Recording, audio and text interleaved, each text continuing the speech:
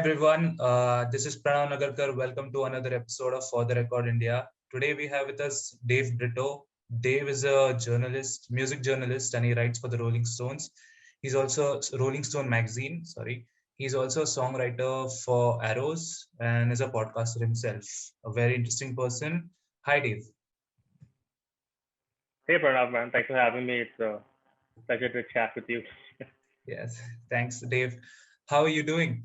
How's the pandemic been for you? It's been a year. We're all stuck at home. Yeah, man. Like initially, it took a little getting used to, of course, and sadly in April, me and my family also tested positive, so Oh, we were all in isolation in different rooms. oh But God. thankfully we've all recovered now, fully recovered and back to normal. But trying to stay at home and indoors as much as possible and be able to do as much from home as we can. Oh, that's great. That's great to hear. Thank God you're all safe. How's the work been? You've been really busy. We've been checking you out on Rolling Stones, and you've been writing a lot these days. Yeah, man, the work actually increased from March last year. Artists just went crazy putting out their own material, and I think most of them have like in-house studios and doors that they can work on from home. Yeah, And in a way, like most of the stuff that came out was pretty good, like above average stuff. So it was worth writing about and covering for Rolling Stone. So yeah, work has just increased. I went from doing like 5 or 6 articles a week to doing like 3 or 4 in a day. So oh God, that's a lot. uh, it, well, I had the time since I was at home doing nothing else. But yeah, it did get exhaustive at some point, and can't cover everything, of course, because there were just a few of us. So we decided to create new segments on Rolling Stone where we just do social media posts for songs we can't write about or do interviews with those artists. So it Yeah, became easier to keep the coverage for all these songs coming out uh, seamless and sane and not overworking each other. yeah, but I mean, there was a lot of stuff coming out from a lot of people. Music has been on the rise in the past year. We've also seen a lot of new artists come up in the past year, so it must have been great to cover all this. But being a music journalist is very unique. You don't hear that really often in India.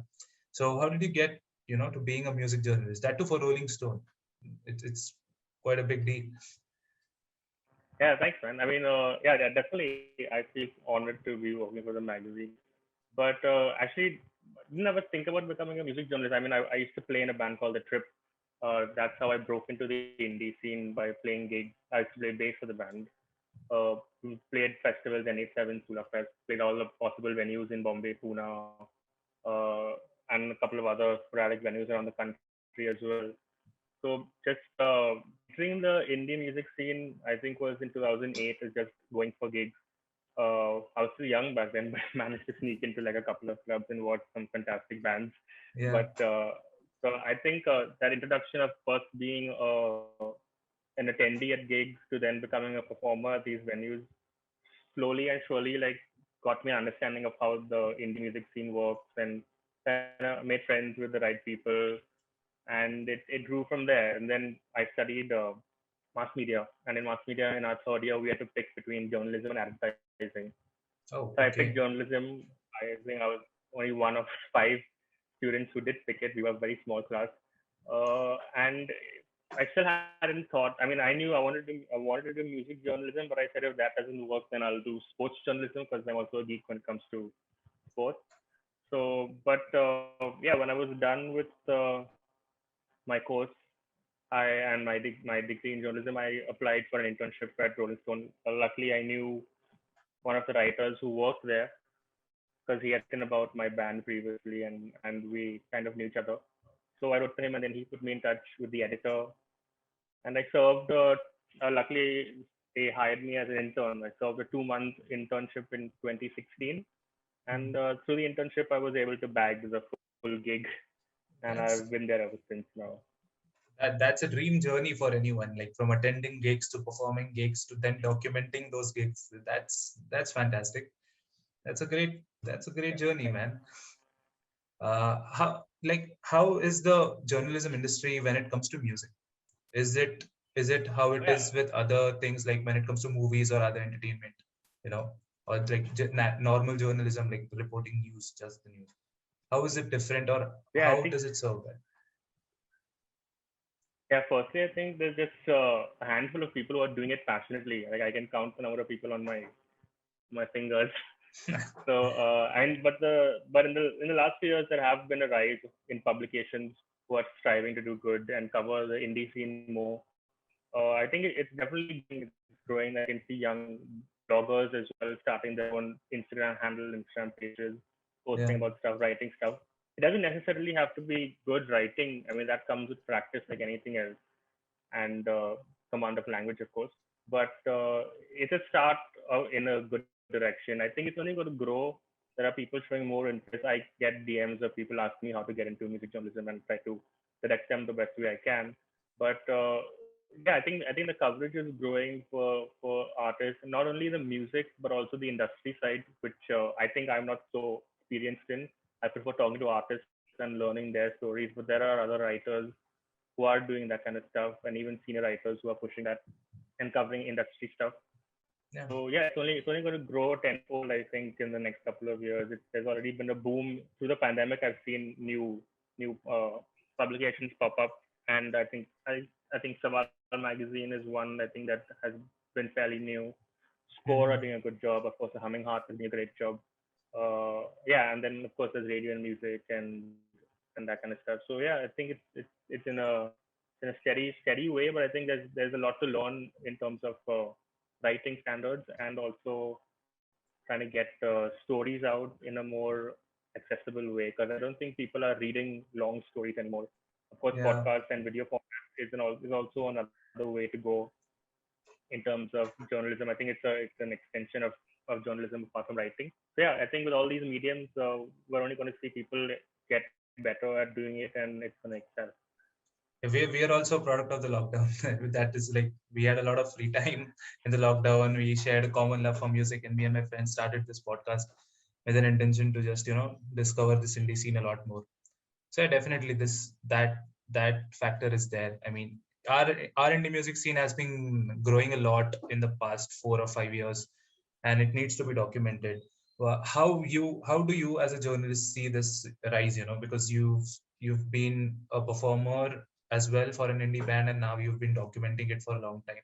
So how do you see the rise? Because there was a phase in the indie music scene in the 2000s, early 2000s, when Sonu Nigam, we had the Adnan Sami, and there were some bands, that were making music in the indie music. The indie music scene was also integrating into Bollywood a little bit, but then it shifted completely to Bollywood music again, and now we're seeing again the rise. So how have you seen the rise, and what do you think are the reasons of indie music becoming prominent a lot more than it was before?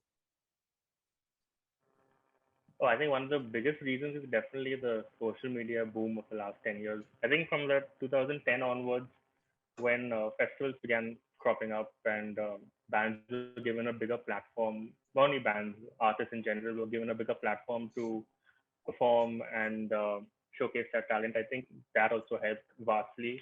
And in terms of venues popping up and closing down, sadly, I mean, we've Yeah, seen Blue Rock come and go, Antisocial, yeah, Hard Rock also, I think, has come and gone.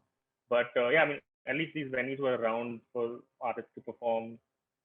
I think the 2010 10 on the last 10 years has proved to be a big climb in the indie scene and the rise for these artists. And of course, the social media boom. I mean, and then I mean, streaming, whether you like it or not, in terms of the way the payment revenue is. I mean, yeah, it's a great form of discovery for listeners to find indie talent. And yeah, I think these were some of the key factors that has seen the rise of indie music. And the singer-songwriter boom has just gone next level. I think they have overtaken bands, and of course the hip hop movement in India as well.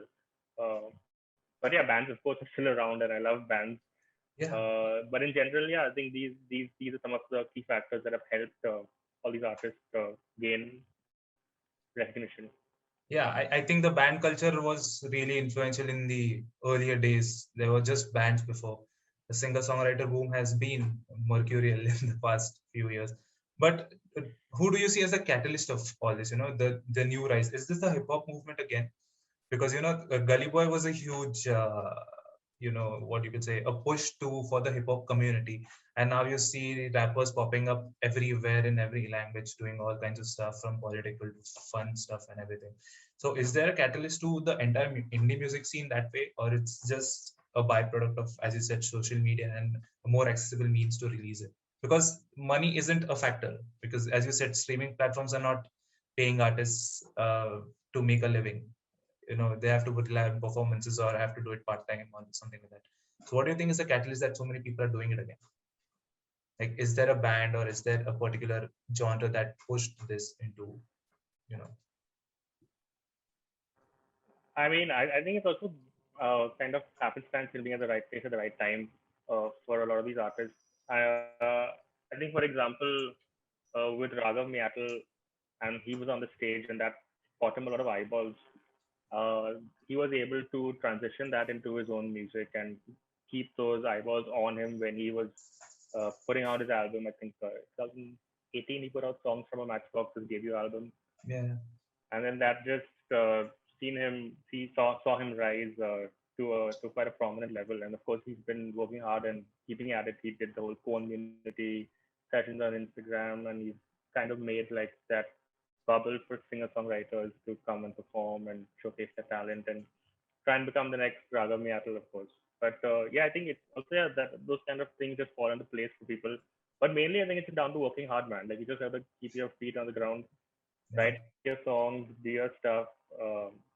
I keep telling people this hundreds of times. Forget about the numbers. Like, social media numbers are not important.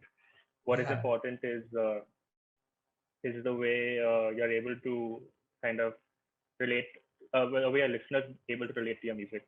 So I think that's kind of the catalyst for me. I think you just have to keep working hard, and if your I wouldn't say lucky is the wrong word, but if your hard work pays off, I think you see the fruit to it. So what do you think? Too many artists kill the scene. I mean, there was an EDM boom from 2012 to 2015 or 16, and everyone was making EDM because it was so accessible, and there was just that template in which people were making songs. So and then that movement just died down, not just in India but internationally as well. So do you think that can happen again? Yeah. No, man, not necessarily. I feel like music works in cycles. Uh, I think we've seen that happen with rock in the 60s and 70s, and then in the 80s we had pop movement. 90s was grunge. 2000s was the boy band, and yeah, I think it'll come back again. And I don't necessarily think too many artists from the same genre kill the vibe. I think it's only helpful for growth towards that genre. And I mean, yeah, we had so many bands in the 60s and 70s. I mean, I don't think any of them killed the vibe. So Yeah, yeah, I think it'll come back again. And I think Ritviz is keeping the EDM flag afloat here at least. But there are also other talented producers and electronic artists doing even more niche things within the genre. yeah. So I mean, yeah, I feel it'll the boom will happen again, and you see these artists and DJs at festivals again doing their thing. Just like we hope to see more bands. That's true. Which genre do you think is making the most noise right now? Like, is I think growing definitely. really I mean, I fast? don't know whether, yeah, I don't know whether it's a genre, but definitely the singer-songwriter space. It's just, I mean, crazy amount of releases from singer-songwriters within the last year. I think people have found out that it's much easier to work as a singular artist and within a collective and taking all these different ideas. But Yeah, yeah, definitely the singer-songwriter space, that boom is just escalated. And I think torchbearers like Nikhil D'Souza, Tejas Menon, Vernon Arona, uh, or Raghav Meatel also, of course, have only helped enhance younger artists to look at them and see that if these guys can do it, I mean, why can't I? Just need a guitar and a mic and a set. yeah, that is true. That is true. Uh, do Why do you think Indian acts have not been able to make it that much internationally? Even if they do, they appeal to the Indian crowds a lot more than they do to the foreign crowds as we see. Uh, what do you think is the reason for that? Oh, one, I think, was within India, first of all, just to get an independent act, to make an independent act successful is not very easy. So taking that act outside India and trying to make it successful is only 10 times harder, I think. Uh, I mean, for English language artists, of course, within India, it's a language barrier. Also, when trying to go abroad to create a market for that artist, I think you need to be in that space and play gigs often for people to know who you are and what you do. Of course, with on an online presence is one thing, but being face to face with an audience is another thing. I think artists have done it. Like Industry, of course, played Russia and they played the US stuff. And I think recently also Southwest helped Indian artists with Dhruv Vishwanath. I think even Pratik, he's now signed to Elektra Records, of course. Yeah. So like slowly these pockets are growing, and Parak and Singh also is a good example. Uh, these pockets of artists are being picked up. But yeah, I think just to be successful as an artist, you need to be able to play these places often. And for an Indian artist to go and book a tour is hell expensive. I mean, I think Demonic Resurrection have done a good job. They've created quite a fan following within Europe and the UK, and yeah, so because it's a pocket burner to try and sort out a tour. But yeah, I think that's one of the main factors. Yeah, we see a little bit of success in the metal scene, with Godless and Gutslit. They've been there. They've been doing internationally. They've been doing well as well, playing festivals and stuff. But it's not there much in the singer-songwriter or recently even Divine has been taken up by Mass Appeal, I guess, and he had a New York Yeah, billboard and everything. And so yeah, hopefully India might have someone soon, doing something. But how do you think? How important a role have college festivals played in giving indie scene a platform? Because I had a talk with Carnage Inc. last year. Carnage Inc. is a thrash metal band from Mumbai, and they gave a lot of credit to their rise and the entire scene around them to college fest. There was one college in their locality which used to have a yearly, like annual event where they used to have bands play, and it was kind of a band battle or something of that sort, which gave rise to a lot of thrash metal bands in their locality. So, do you think college fests have played a role in the rise of these, yeah, 100%, definitely. Definitely, I agree with you. Yeah, colleges have played a big role. I can speak from my own experience. I mean, college festivals helped me get that confidence on stage to play shows and stuff. Because in my college band, yeah, we had a lot of fun because you would meet up, jam, write songs maybe together, or even if it's a sometimes they give you criteria that you have to follow, and when you follow that criteria, whether it's pop rock or whatever, you turn a cover song into the kind of genre they want us to play it in. So it gives you all these different nuances to kind of help you as an artist work within structure, which I think is important for every artist to have structure. Yeah, and also college festivals are when your friends are always at the show because yeah, they're in the same college with you, and then other colleges come, so then it becomes a proper like event and yeah, big kind of an experience. Because sometimes you see bands at gigs and there are only like 20 people at the show, which is kind of yeah, sad. yeah, Where at a college fest, like the entire college is there, whether it's in a packed auditorium or an outdoor space, it's a great to see people interact and then cheer you on, and it gives you that confidence as an artist to say, hey, like, oh, this is pretty cool. Like, I want to do this more. I want to play shows more. And yeah, definitely, I think the college festivals are a great learning curve for any young artist. mm, that is true. That is true. I mean, when I spoke to Carnaging, they just credited the the birth of that thrash metal scene in their area to that one particular college whose name I don't remember right now, but they were like a lot of bands came out of that culture. So I think it's essential. A lot of colleges are going commercially again these days. They try to give platforms, like they try to host artists that work or that can pull a crowd. It has become some sort of a marketing exercise, but there are some genuine ones, like even Mood Indigo, to talk on a grand scale because I've attended it as well. I remember in 2015 when I was at Mood Indigo, and Mood Indigo had a very small stage where they were giving indie artists a platform to perform. So I had seen Divine there when he was very, very new and very, very raw. It was back in 2015, and it's been 6 years, and now he's the biggest in India. So yeah, I mean, college festivals. are helpful. Do you think, there is this notion that you need a label or a management to rise to the top? Is it true, and is it necessary, or is it the only way to gain that, you know popularity or reach to the top? I don't think it's necessary. I think if you are able to do all the admin stuff and plus handle the artsy stuff, then I don't think it's necessary. I mean, it's it comes to a point when you feel as an artist that I'm not able to kind of have all these things in my control and uh, do it myself. Uh, a manager, I think, is something okay. Yes, I'll agree with that. I can help you, someone who can help you with your admin stuff. But a label, not necessarily. I think you don't need a label to be successful. You can manage it on your own, and by just working hard and releasing music in a timely fashion and putting out quality stuff as well.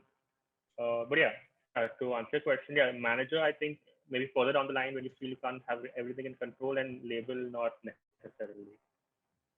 All right. Now coming back to the journalism part, how does an organization like Rolling Stone finance itself? In as a strictly music based uh, entity, how does it finance itself? How does it go about with that complete organization? Yeah, like any publication, of course, it depends on ads and associations with brands. That's the only way that we're able to stay afloat. Of course, it's been hard during the last year because there've been there's been downfall with brand associations and stuff. So it's been difficult, but we managed to keep afloat. And yeah, just like any other publication, if you ask, it's ads and brand associations. Yeah, but is the ecosystem supportive towards something that is kind of a niche? It's a music magazine. People may or may not read it as much as a newspaper, or or something, a lifestyle magazine, for example. Is the ecosystem supportive in that sense?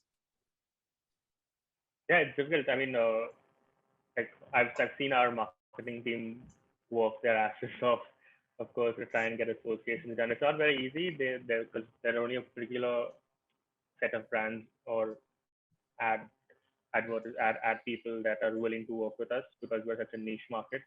So yeah, for them it all comes down to like numbers and the people who are viewing the product. So yeah, from a marketing standpoint, I don't think it's very easy. It's quite a tedious job. Happy I don't have to do it. It's because I've seen our marketing team work. Yeah, it's quite difficult. Yeah, it is. It is. Now about your music project. You were a you produce music as arrows, right? And you recently had a single come up, Buried to Dust. So how's that been? I mean, I've seen you don't release that frequently as a normal artist, but you have a lot of work. So how did that come about? Tell us about your journey with arrows. Yeah, sure. Definitely. I think so. Like I mentioned earlier, I used to play for a band called The Trip. We put out a couple of singles and an EP also called Superhuman in 2016. Next month actually is going to be 5 years since that EP came out. Oh, Time just flies. But yeah. yeah, so when the trip dissolved, we kind of dissolved because our members moved places. Like one guy moved to Canada, another guy moved to Goa. We're a six-piece band, and then like the four of us who were here, we jammed and stuff, and like we didn't weren't feeling it anymore, and we didn't want to add new members in. So like we didn't say we're gonna stop, but like we played our like last gig like in 2017, or although we played like a small reunion thing just before the pandemic. But that was about it. Like we're all still good friends and stuff, but like the band is kind of dissolved. So when that stopped in 2000, late 2017, I was like figuring out like what should I do and whether should I still do music or should I just focus on journalism gigs? I said maybe I can do both. I mean, who's to say what is right or wrong? Hmm. So yeah, so I write songs, but I'm a terrible singer. Can't sing to save my life. Yeah. So my good friend Ayan Day, who's a producer, like we used to work. The trip used to work with him. So I went to him with a song and I showed it to him. I tried singing on it. It sounded crap. I knew it was going to sound crap, but I just said I'll try anyway. So he gave me the idea to say, hey man, like maybe you should get guest vocalists to sing on your song. Like you can be the songwriter or composer or whatever. and have Mm. someone else sing it. And yeah, like a light bulb went off in my head. I'm like, oh yeah, that's a brilliant idea. Yeah. So yeah, I think the first song I released was in 2019 called Spaces, and I asked Vernon Arona, who's a good friend of mine, to come sing on that song. Mm. And yeah, 2 years later was Bertie Does with Siddharth Basrur. Yeah, and you mentioned that there's been a gap in releases. I didn't mean for the gap to happen, but the pandemic arose, and I was caught in the middle because I don't produce music. I need to work with a producer. I'm just a songwriter. Oh, So all right. that too.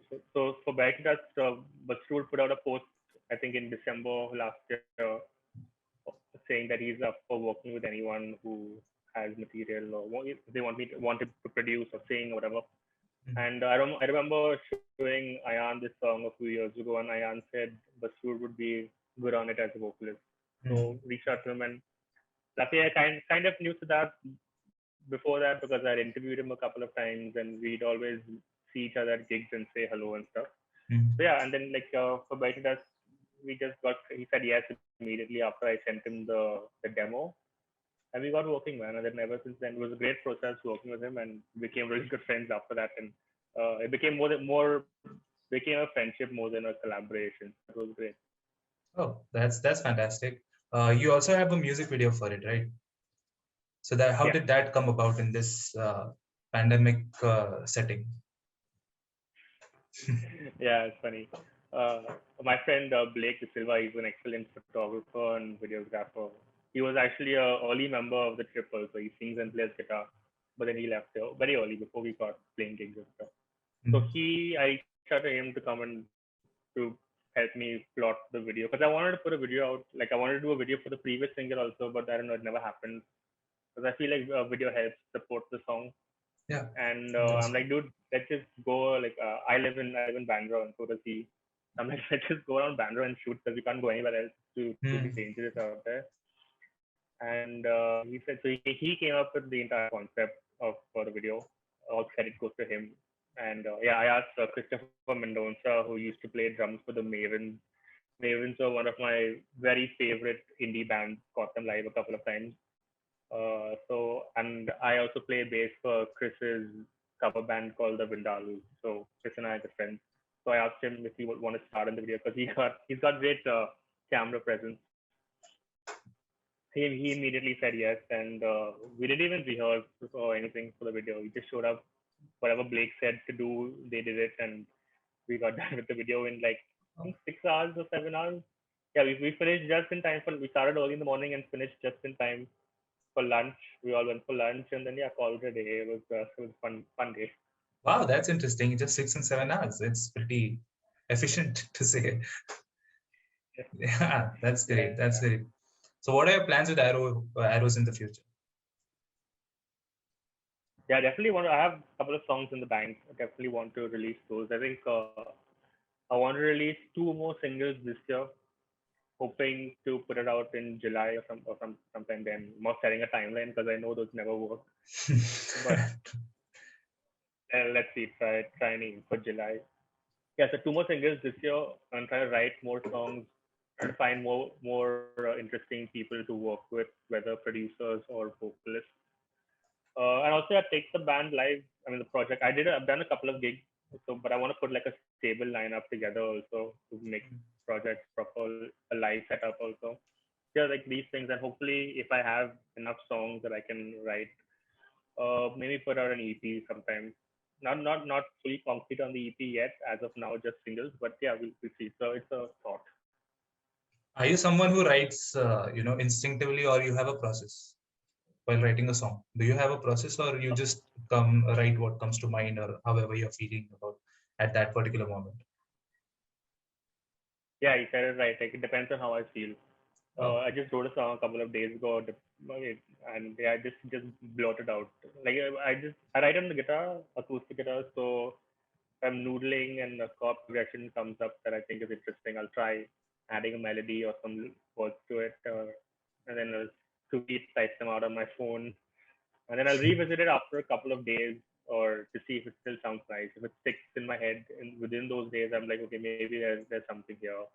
It Hmm. all depends on that. And yeah, and then once done on acoustic guitar, then I'll send it to a producer and ask them to add their magic to it.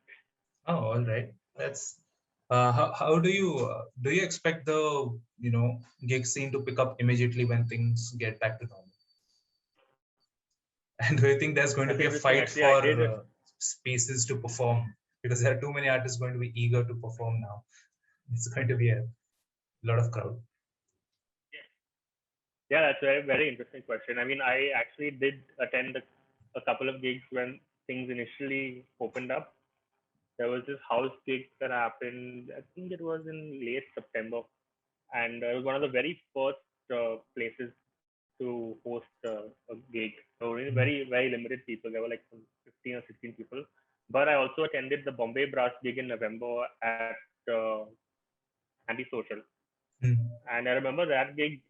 It was strange because although they had kind of marked out where people should stand, a lot of people were moving around anywhere, and of course their masks were off when they were having a drink or eating something.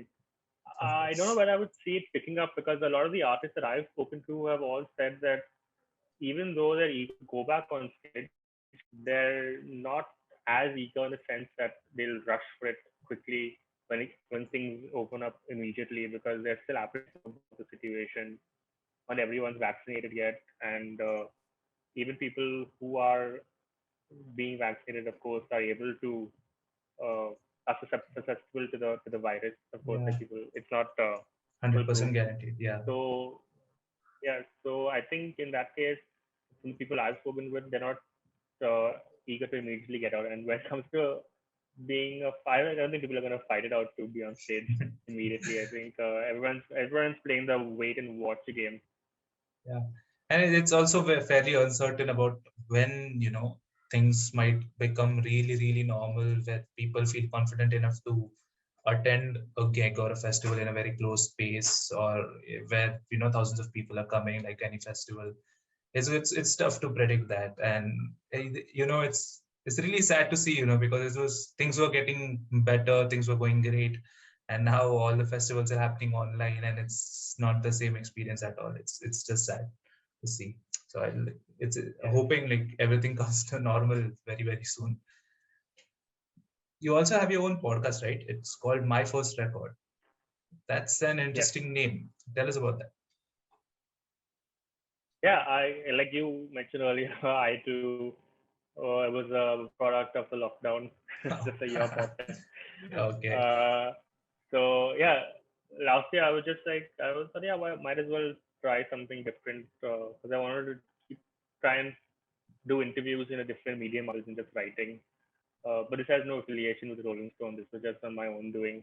Uh, yeah, so I thought of the concept where I talk to artists about their first records or first releases and kind of have a nostalgic conversation with them about their process and how they've evolved over time and how the record has evolved over time. I kept the criteria that the record has to be at least 3 years old before I can talk to any artist uh, about their first release. So that's basically how the idea came about, and did a good first season. I think I did about 14 episodes. It was quite fun talking to various different artists, indie artists. And yeah, I'm planning a second season, but just trying to get everything more organized than last year. I think I've learned a bit about technology and how podcasting works. So just True. trying to trying to be more efficient the second time round. So yeah, it's been a lot of fun doing the podcast. Yeah, this is a part where we can relate to you. Our first podcast was also very, I can't say bad, but it was very messy. It was everything was new to us. We were just experimenting a lot of stuff. How podcasts go. Is there an audience? Do people really want to listen to indie artists talk about their music or their life or in general? And we learned, and now we are back with the second season. So hopefully this goes well. That's awesome. Yeah. Hopefully this goes well. Coming back to the journalism part, how do you cover a particular artist? If you have to, if you find, like, how do you first of all find an artist worth covering, and what do you look for him or her when you're looking for an artist? What do you look for, and how do you go about writing an entire article about? Awesome. Yeah, when covering an artist, and first, I mean, before the pre-pandemic days, I would attend minimum 2 gigs a week or 1 gig a week, but I'll definitely try and make it to a gig. And another gig you'll always find interesting artists, new artists, whether it's a double bill. The opening act is always something that I keep an eye out for. Mm-hmm. So that was a great way of discoverability of finding artists because at gigs is the best place to find one. But Mm-hmm. yeah, I mean, doing this now for almost 5 years. Yeah, almost 5 years. I think a lot of people send me their stuff more than me looking out. I get sent a lot of material from artists through Oh. Instagram or email.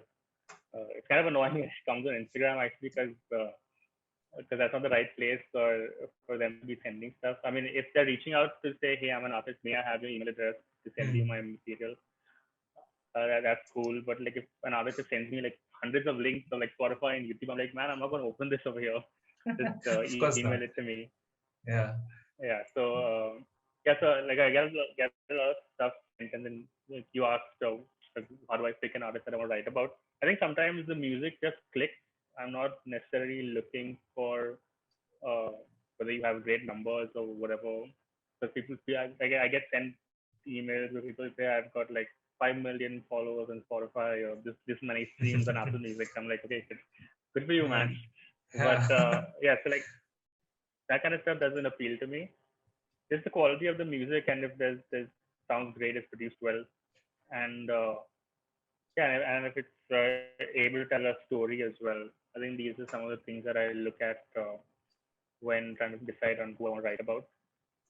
And you asked how I write an article. Yeah, Was yeah. the How you go first about question? writing an article which covers that Yeah. artist completely. Yeah. So in most cases, it'll be an interview I'll do with the artist so that the piece is fresh and original. And through the interview, you're able to understand how to piece together that story and how best to tell it to a reader.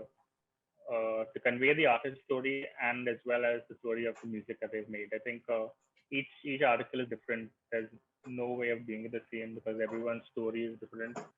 So I think just kind of, but I have learned to keep stories a lot shorter these days. I think in the last year I've tried to bring down the word count on my articles because I feel like there's too much happening and a lot of people are going to be reading long stories. Yeah. But so that's something I've changed and try to do differently.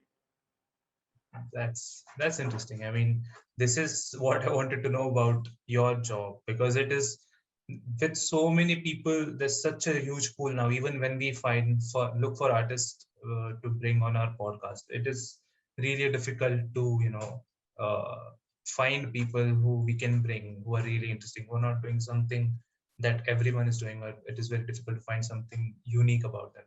So yeah, I mean, now that you get sent demos, you're in a very privileged position to be in, I think. Yeah, it's great, man. Like I get to listen to songs before they're released, which is amazing. It's a perk. Yeah. And do you just cover artists or, even albums or songs, upcoming singles or festivals or anything of that sort? Yeah, of course. I used to do festival reviews and reports. That like I would be the only guy I do because I don't trust my phone or technology. I'd be the only guy at a concert or at a festival with a tiny notepad and a pen, writing Oh down God. notes of what's happening at the festival, so Oh, that my friends just laugh at me because yeah. yeah, I need to make notes of what happens so I can write my report. But yeah, of That, course, yeah, I used to write festival reports. I did it at I think I did a couple of weekenders. I did Rajasthan. There was this electronic festival called EDC that happened in Delhi. One couple of other festivals also. It's been a while since I've been at a festival, but yeah. true. So I used to write festival reports. So the thing is with I write about albums as well and EPs and singles, but I don't do reviews as much. Earlier I had done a couple of reviews, but like no one reads reviews these days. I feel Hmm. reviews have lost that charm, like it used to have like in a column or something like that. I rather focus on interviewing artists now, whether it's for an album, EP, or single doesn't matter, even a music video. Hmm. I'll interview them about it. And through that interview, I kind of add like a paragraph where I'm sort of reviewing the music as well. Hmm. So to explain of what sounds I like and what's going on within the structure of the production, that kind of stuff. So the review fits itself into the piece or the article within the interview. I mean, sorry, yeah. So Hmm. yeah, I've done like kind of write about everything. Great, great. What do you have to tell to someone who's aspiring to be or is considering becoming a music journalist? Yeah, keep your eyes and ears open for everything. I was a music snob, where in the sense that I would only listen to rock music when I was in college. I hated EDM. I hated pop. Uh, I hate is a strong word, but I disliked it. Yeah, yeah. And that But yeah, that's whatever. always that's always the case, you know. Someone who likes one Yeah, genre but may but or may not like that. definitely, yeah. But through the job, I realized that you've got to kind of have an open mind. So within the last 5 years, I've started listening to all genres of music, literally everything under the sun. From lo-fi to hip hop to rock to everything. Blues and jazz, of course, have always been favorites of mine. But yeah, so to tell someone is to keep an open mind and listen to everything. Write, create a blog if you can, or even if you create a social media handle or Instagram handle where you can write small paragraphs of songs that you like. Uh, like I said earlier, the writing doesn't have to be kind of great or great quality. It can be whatever. You develop that skill through time and practice. So yeah, so create a blog or social media account, keep your eyes and ears open, and keep practicing these things. Great, great. Is have you come across any particular artist that has, like completely blown you away, or you found him or her extremely interesting because of the work they were doing or the kind of music they were making? Yeah, yeah, like a young artist you're talking about, a new artist. Yeah, a new artist or who stayed with you for a while when you interviewed him or her, or any band or something. Yeah, a new artist that really shot up to and came up in my radar last year was Anushka Maski. Hmm. Uh, she's a singer songwriter, super talented. She put out like two records last year, and she also released a couple of singles. She's I think amazing. I think the songwriting, her vocals, everything is top notch. One to definitely keep an eye out for and watch out Anushka Maski. Oh, great, great. That's all, Dave. Thank you for being on the podcast. It was fantastic talking to you. You're a really interesting person, and we've been wanting to have you on the podcast for a while now. I think from season one, so we finally got managed to bring you, and it was a pleasure. All the best for all your Super endeavors. man. Thanks a lot, Pranav, man. It's been a pleasure chatting with you as well, and thanks for having me on.